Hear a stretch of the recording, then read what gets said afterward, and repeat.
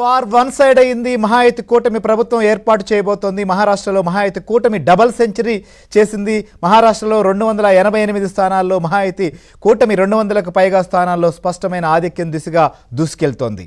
ఇక కీలకమైన స్థానాల్లో మహాయతి అభ్యర్థులు లీడ్లో ఉన్నారు. సింగిల్గా 100కు పైగా స్థానాల్లో బీజేపీ ఆధిక్యంలో ఉంది. మహాయతి కూటమికి 50%కు పైగా ఓట్ షేర్ కూడా దక్కింది. బీజేపీకి 23%, షిండే శివసేనకు 13%, అజిత్ పవార్కు సంబంధించిన ఎన్సీపీకి 14% ఓట్ షేర్ ప్రస్తుతం ఉన్నటువంటి నెంబర్ను బట్టి దక్కుతోంది. ఇక మహారాష్ట్రలో మహావికాస్ అఘాడీ కూటమికి కాంగ్రెస్ కూడా శరాఘాతంగా తగిలింది. 102 స్థానాల్లో పోటీ చేసిన కాంగ్రెస్ కనీసం సగం సీట్లు కూడా గెలవలేకపోయిన పరిస్థితి ప్రస్తుతం వరకు మాత్రం కనిపిస్తోంది. ఇక జార్ఖండ్లో మాత్రం కాంగ్రెస్ కూటమి విజయం సాధించబోతోంది. ఇండియా కూటమి అధికారం వైపుగా దూసుకెళ్తోంది. మ్యాజిక్ ఫిగర్ను దాటి ఇండియా కూటమి లీడ్లో ఉన్నటువంటి పరిస్థితి. అధికారం దక్కించుకోవడానికి 41 స్థానాలు కావలసి ఉండగా 50కి పైగా స్థానాల్లో ఇండియా కూటమి ఆధిక్యంలో ఉంది.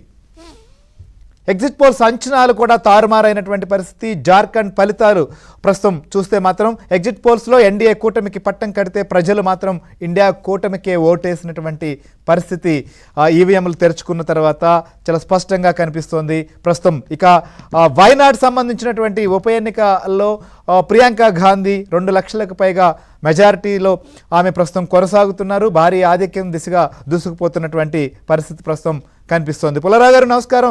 ఏంటి మహారాష్ట్ర సంబంధించి జార్ఖండ్లో చాలా స్పష్టంగా ఇప్పటి వరకు అయితే మాత్రం ఒక క్లారిటీ కనిపిస్తోంది. మహారాష్ట్రకు సంబంధించిన విషయంలో ఎగ్జిట్ పోల్స్ అంచనాలు కూడా తారుమారయ్యాయి. ఎవరు కూడా చాలా తక్కువ, ఒకరిద్దరు తప్ప 200 స్థానాలు దాటుతాయని చెప్పి మహాయతి కూటమికి ఇచ్చిన పరిస్థితి లేదు. ఏంటి ఇంతలా స్వీప్ అవడానికి కారణం ఏంది? మనం ఆంధ్రప్రదేశ్లో చూసాం 3 పార్టీలు, అటు భారతీయ జనతా పార్టీ, తెలుగుదేశం, జనసేన పోటీ చేసినప్పుడు కూడా మనకు ఇంతకు మించినటువంటి ఫలితం చూసాం.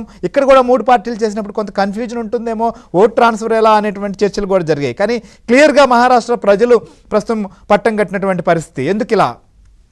ఓట్ ట్రాన్స్ఫర్కి ఏం ప్రాబ్లం లేదు మహారాష్ట్ర. ఎందుకంటే ఈ 3 పార్టీలు, Ajit Pawar party, NCP, Eknath Shinde Shiv Sena, assembly ఎన్నికల ఫలితాలు దాదాపుగా తేలిపోయాయి. మహారాష్ట్రలో అయితే మాత్రం చాలా స్పష్టంగా మహాయతి కూటమి మరోసారి అధికారంలోకి రాబోతోంది. భారీగా వారికి సీట్లు కావచ్చు, ఓట్ల శాతం కూడా వచ్చినటువంటి పరిస్థితి మనకు కనిపిస్తోంది. ఇక జార్ఖండ్ విషయంలో ఇక్కడ ఇండియా కూటమి కాంగ్రెస్, జేఎం కలిసి ప్రభుత్వాన్ని ఏర్పాటు చేయబోతున్నటువంటి దిశగా అయితే మాత్రం నంబర్స్ వస్తున్నాయి. సో ఇదే ట్రెండ్ చివరి వరకు ఉంటుందా అనేది కూడా మనం చూడాలి. మొత్తానికైతే అంచనాలు కూడా తారుమారయ్యాయి. ఎగ్జిట్ పోల్స్లో కూడా ఒకరిద్దరు తప్ప ఇంత నెంబర్ వస్తుందని అయితే మాత్రం ఎవరు ఎక్స్పెక్ట్ కూడా చేయలేదు. ఆ స్థాయిలో మహారాష్ట్రలో ప్రస్తుతం 3 పార్టీలు కలిసి పోటీ చేసి మొత్తం భారీ ఆధిక్యాన్ని అయితే మాత్రం కైవసం చేసుకున్న పరిస్థితి.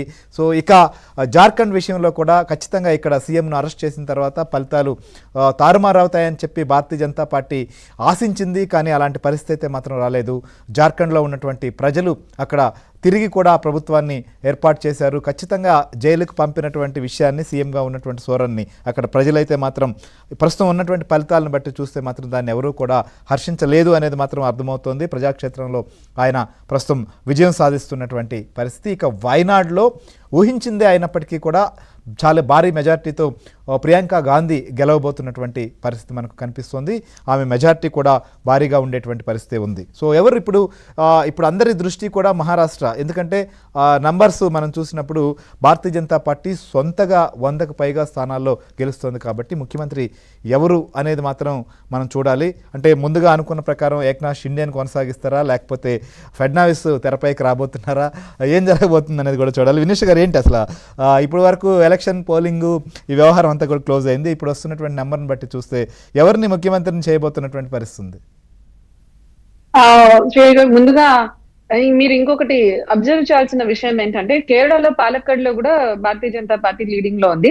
అలాగే ఉత్తరప్రదేశ్ లో జరుగుతున్న అసెంబ్లీ పోల్స్ లో కూడా 9 దాంట్లో, అంటే ఎలక్షన్ కమిషన్ డేటా అప్డేట్ అవుతున్న కొద్దీ 6 నుంచి 7 స్థానాలలో బీజేపీ ఆధిక్యంలో ఉంది. అండ్ మహారాష్ట్ర మీరు ఎలాగో చెప్తున్నారు. అండ్ మహారాష్ట్రలో మీరు 100కు పైగా అంటున్నారు.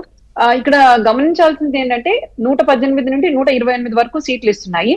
బీజేపీది ఇప్పటి వరకు ఇది బెస్ట్ పర్ఫార్మెన్స్.